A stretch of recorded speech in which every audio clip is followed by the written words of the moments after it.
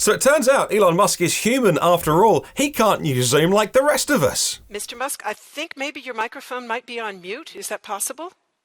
Yes. There we go. Look, we've all done it this year. I've done more video calls than I've done in my whole life because of COVID. And the amount of times I've either had to say or someone said, mute, you mute, you're muted.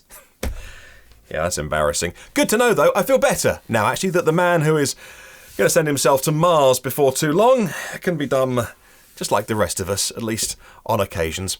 Well, welcome to EV News Daily, podcast 937. My name is Martin Lee, and early in the morning, sort of 9 at 10 o'clock time, here in Europe, Elon Musk took part virtually in a European battery conference, but I gather he was in California on Pacific. That's 2 o'clock in the morning.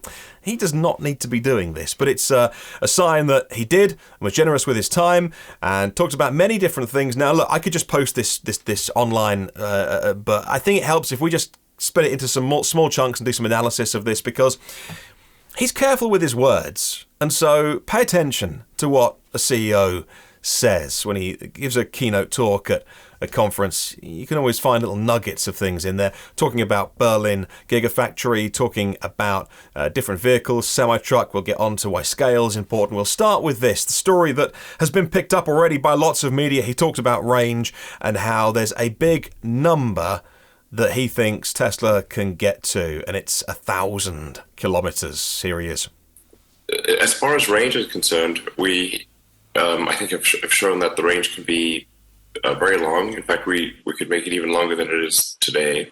But our longest range vehicles have a range over 600 kilometers, and there's more. We could actually do more into that, and you'll see actually some improved versions of our vehicles come out with over 600 kilometers range, starting to approach 700 kilometers. And we even have some under development long term that can do 1,000 kilometers. You know what's really impressive, and you might think this is an entirely ridiculous small point, but I don't, is that he does this 20-minute video call, and when he's talking about things like range, he does it all in kilometers, because he's doing the European Battery Conference. Now, he doesn't need to, right? Billionaires are accused of expecting the world to bend to them as they're flying around on their private jets, and it says a lot, doesn't it, actually, that he's clearly talking to some, I think it was a German host maybe. It's a European conference, and he's giving the numbers in kilometres, not miles. I mean, I'm in the UK, so I use miles, same as the US, but anyway, I thought it was deeply impressive. Maybe it's just me. It's a really small point, but I like the little things sometimes. 1,000 kilometres is 621 miles. He's talking about a future vehicle there, which I think is clearly the Roadster, because he's talking about a car that is in long-term development. And, you know, long-term development cars, would you class Cybertruck as that? No, because it'll be made in Austin next year. That's not really long-term. I think Roadster will be more long-term. It'll be using the 4680 cells. There's no doubt about that. That'll be the car that comes with 1,000 kilometres or 621 miles of range. In the next clip, I want to pay attention here to how Elon talks about how to improve the cost of cells. What we see is really the fundamental impediment to progress with batteries is the cost. So if you've got range, if you've got rapid recharge, and all those can be achieved, and a high calendar and high cycle life. So batteries can last like 15 years, which I would believe ours currently can. Then what it comes down to most of all is improving the cost, so that the affordability of batteries of battery-powered cars, of electric vehicles, is improved, and so that everyone can afford to buy an electric car. That's really what we see as the fundamental thing that needs to be improved. I think people forget that goal of everybody can afford to buy an electric car. Doesn't necessarily mean that everybody can afford to buy a Tesla. I don't think they're ever going to swim at the very bottom of the market, but they probably will do at some point a $25,000 compact or a hatchback car. We'll get onto that in a minute, actually, at the end of the podcast. Stay tuned for that, because he's got some interesting things to say about the sub Model 3 size compact car, but we'll get to that in a moment. But also, that's his mission, and that is the mission of Tesla, is for everyone to be driving or advance the move to sustainable transport. And You can't do that when batteries are still so expensive. But what a key phrase for everybody to be able to afford an electric car. Just incredible. Next, let's get on to talking about the cost of cells. He misspeaks here, by the way, and he talks about 50 cents per kilowatt hour. He's clearly misspeaking. It's 2 o'clock in the morning. He's probably been up running any one of his or all of his companies all day, and he doesn't mean cents, he means dollars. Now, I've seen people online today making an argument. Of course he means cents because he's a genius and he's going to drive down the costs. You can't make the cells with the raw materials. You can't buy them for 5 or 50 cents. But if you think that he was talking about $50 or $55 per kilowatt hour at cell level, then it's probably half of where they are at the moment. There are others in the market like BYD with their LFP batteries those cells are a little bit cheaper than what Tesla are paying. But anyway, have a listen to this, talking about cell level prices and how that equates to a long range car. Now, along the way, there will also be improvements in energy density, which really translates to improvements in range. So in pursuit of lower cost batteries, you actually end up in a lot of cases with improved energy density, which also gets more range. So the long-term goal would be to try to get to a cost per kilowatt hour of perhaps around 50 cents or 55 cents at the cell level for a long-range battery cell. And in order to get there, there are a lot of innovations that are necessary, both in the cell design and in the design of the factory that produces them. So, and in fact, there's quite a bit more work in building the machine that builds the machine than in the cell itself. So one needs to design the cell in the right way, and then the very difficult part, and I can't emphasize this enough, the very difficult part is then scaling up that production and achieving extremely high reliability and safety with the cells. Yeah, I don't think there's any doubt for me that he's talking about dollars, not cents there. Next clip, I want to play you just a short clip on why volume is essential, where the cycle time is very fast. If they talked about this on Battery Day, I didn't pick up on it because my mind was probably blown with 100 other things, let alone the cycle time. But I thought this was interesting because he talks about the scale of the factories that are needed and also the speed at which you need to make things in order to reduce costs, and there being efficiencies in high volume, and why the machine that builds the machine, if you're playing Elon Musk drinking game, there's one for you, along with exponential growth, is the struggle. Have a listen. There is the very element of scale itself, in that it's important to achieve economies of scale to make the batteries affordable. So things have to be done at extremely high volume. So that means a very big factory, and not just one that is big, but also one where the cycle time through the factory is very low. So you have fast cycle time with a big factory is what yields a high output. In order to achieve a fast cycle time and a high precision, you need to develop advanced machinery for every aspect of the production system. Next, he goes on to talk about the dry electrode technology that we've heard from Battery Day, so I won't replay all of that for you. It's a big chunk of his talk, but if you paid attention to that, I don't need to go over it again here. The next clip, actually, let's talk here about battery cell production at Berlin. This is what he had to say about how big it could get. We want to go from where we have a sort of small pilot plant, which is basically proof of concept in California, to something that will actually be, I think, possibly the largest battery cell plant in the world. I think it will be the largest. It would be capable of over 100 gigawatt hours per year of production, and then possibly over time going to 200 or 250 gigawatt hours a year. Pretty confident at that point it would be the largest battery cell plant in the world. And as I said, a lot of processes where we have to quite radically improve the cycle time, and where we have to redesign machinery for continuous flow operation. I've said this publicly on many occasions that designing the prototype of really of any advanced technology is, I think, relatively easy, and then scaling up to high volume production is very hard. And in fact, there's an old saying: it's 1% inspiration and 99% perspiration. I would say that it might be 99.9 in the case of battery cells. You'll see a lot of announcements of this cell breakthrough or that cell breakthrough, this technology breakthrough, and say, okay, well, why can't they just make a lot of them? It's because the scaling up of the production process is much harder than proving something out on a lab bench.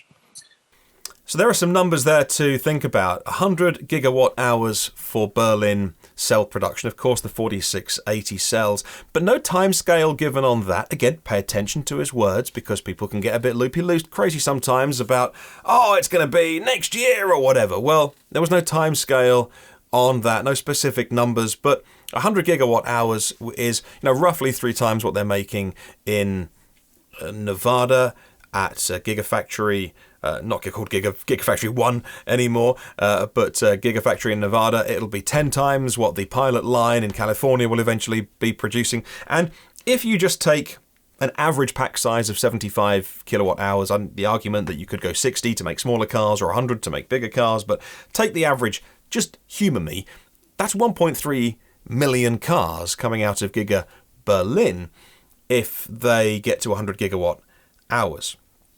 That's not accounting for home storage or other types of vehicles. But he mentioned 200 or 250. Again, no time scale. And, he tends to do this as well, not when he's shooting the breeze, because, like I said, I think he picks his words carefully. But sometimes he'll say things that are possible or can be worked on, or it's in 2030.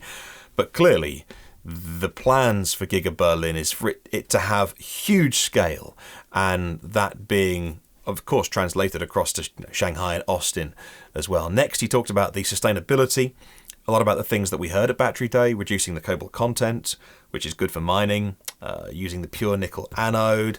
Let's get on to a quick chat about the semi-truck, because that got some headlines today of him talking about 500 kilometers being easy. And look, this is interesting because range and trucking are one of those things that everybody becomes an instant expert on the internet. Or you're told electric trucks won't work, or hydrogen trucks are the only answer, and batteries are too heavy. So let's ask the man himself. Well, I think this is really just a fundamental calculation of you say, like, what's the energy density of the battery, of the cell, and then of the battery pack, and then of the integrated battery pack and truck chassis. So it's a sort of total mass of the semi truck before including the trailer or anything. And can you get that mass down to something which is comparable to existing diesel trucks? And I think the answer is absolutely yes. And we demonstrated that with prototype trucks. And so getting a range of, let's say, 500 kilometers is, I think, quite easy, like trivial, to be frank, for a semi-truck. And this is assuming a truck that's pulling a load of something on the order of 40 metric tons. So just a heavy truck. And then you can take the range, if you want, for long-range trucking, up to, we think, easily 800 kilometers, and we see a path over time to get to 1,000 kilometer range with a heavy-duty truck. This is, like I said, truck on the order of 40 metric ton total mass, and we think this is going to be extremely competitive and compelling to the trucking companies. And we actually have a few prototype semi-trucks that are in operation, have been in operation for over a year. So he says 500 kilometers easy, fully loaded. The range goes up to 800 kilometers easily. That was the word he used. And a path to 1,000. So again, I've seen some articles today. Elon announces the 1,000 kilometer truck. He didn't say that. He said a path to. Key. Listen to his words. And that's 621 miles, by the way. But it's interesting that he said there is a path to that. He talked about cell-to-pack technology and cells being part of the truck. And again, something at Battery Day, I think my mind was so blown as I was, pretending to understand more than I did. I had to watch that a couple of times and learn a lot as well from Battery Day. But also one of the things that was interesting was about cell-to-pack technology and reducing some of the weight and the things that come with making the batteries into modules, the modules into packs. And also, I was thinking about it in context of, Model Y, that's going to be the first car that has this technology. It's going to be coming out of Berlin in a year's time. That's going to have the cell-to-pack technology. But when that is up and running, and Elon said there will be a period of time when they finesse what they do, and then they'll roll it out to Austin, Shanghai, and Fremont. And that actually, I didn't think about the semi-truck at the time. It's never top of mind. But of course, he uses the phrase, of course, we'll implement it in the semi-truck. Next, he talks about the weight penalty of batteries in an electric truck. Have a listen. Some keys to that are having, like I said, a high energy density cell, and then integrating that cell into the pack with a minimum of extra mass, and then having a structural battery pack where the cells and the battery pack actually form part of the core structure. And this is also something that we talked about at Battery Day, and that we will be, of course, implementing with the semi-truck. And the net result is you're able to carry basically the same cargo as a regular diesel truck. We think maybe there's a 1-ton penalty, maybe, but at this point we think possibly you can even have less than a 1-ton payload reduction, and it could long term, I think, be 0 payload reduction for electric trucks. So sort of in terms of to put numbers on this that are specific, something like around 300 watt-hours per kilogram, something like that, at the cell level, is enough to get to the high ranges that I talked about, sort of the 800 kilometer range. Well, I found this research from a UK Hauliers Association where they point out that in 2019, the average cost of diesel per year was £45,000. Well, even if you say that's £180,000 for the semi-truck because we have VAT of 20%, well then that's still, you're spending on diesel what is effectively a quarter of the purchase price of the truck. And whilst the driver is the biggest cost of haulage, fuel isn't far behind. Well, the semi-truck is rated at less than 2 kilowatt hours per mile. Under EU rules, driving rules, a driver can do 9 hours in a day, and then there are some weekly limits and a 2 consecutive week limits. But even if you just take that 9 hours a day and say that, let's be unreasonable, and we don't give that driver a break, and he or she has to just pound it on the motorway for 56 miles an hour on the speed limit for 9 hours non-stop. Get up, drive. There's nowhere really you can do that because of traffic jams here, but get up, go, 9 hours, stop, when, legally you have to stop. That'd be 504 miles. Well, that's only 1,000 kilowatt hours for a whole day of driving, and it's unreasonable. It won't be that. But even at domestic rates, and I pay 15 pence on average, I don't, mine fluctuates, but I'm on a weirdo tariff.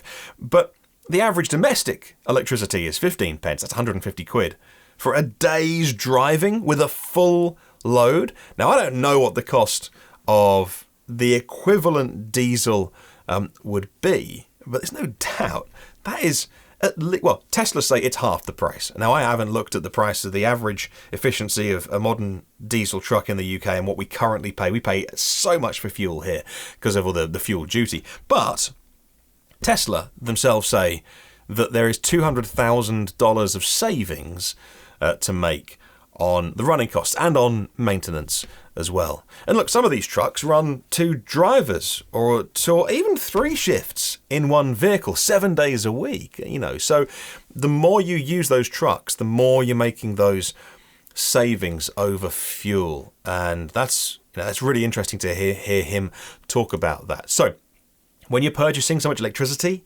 I don't think you'll be paying, or commercially they won't be paying what we pay domestically. They'll get a better deal, or they'll charge when they're taking a break overnight, possibly. Well, mine's sometimes free overnight when the base load is low and it's windy, lots of renewables. So, so much to think about in terms of how quickly we can move to electric haulage. Anyway, next he talks about, again, lots of headlines today, the European designed compact car or hatchback.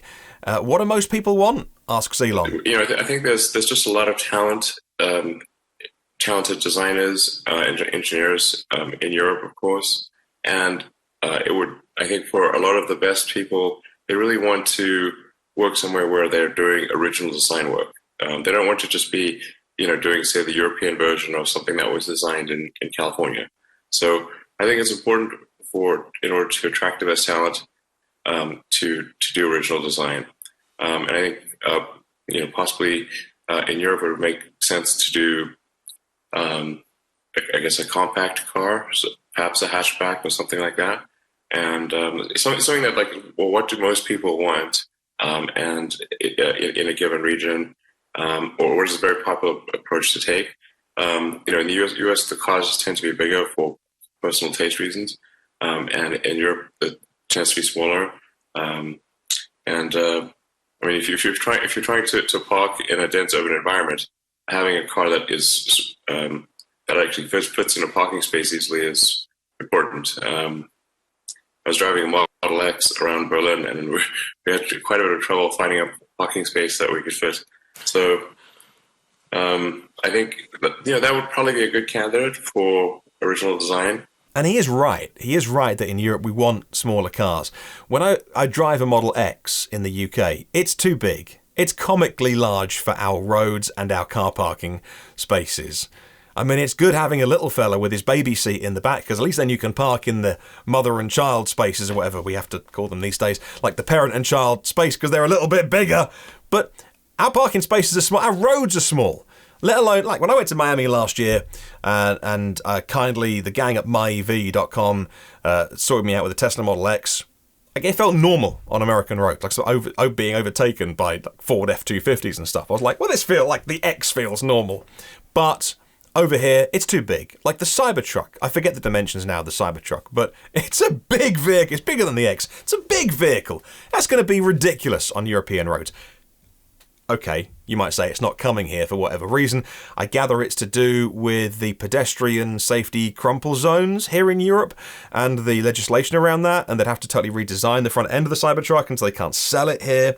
That's at least what I understand, but if you know different, let me know in the comments. So it's a shame Cybertruck won't come here, but it's too big anyway. So Elon talking about a car that, fits into our parking spaces. That is not an insignificant matter. That is at least my take on what Elon had to say at this battery conference. What do you make of some of the topics that were raised? I'd love to know from you. Let's continue the conversation down in the comments, and we'll go through some of your thoughts. Have a chat down there. If you want to get in touch on socials, just search EV News Daily and you will find me. You can check out some of the previous shows here-ish. I never know. Have a great day, and I'll see you on the next one.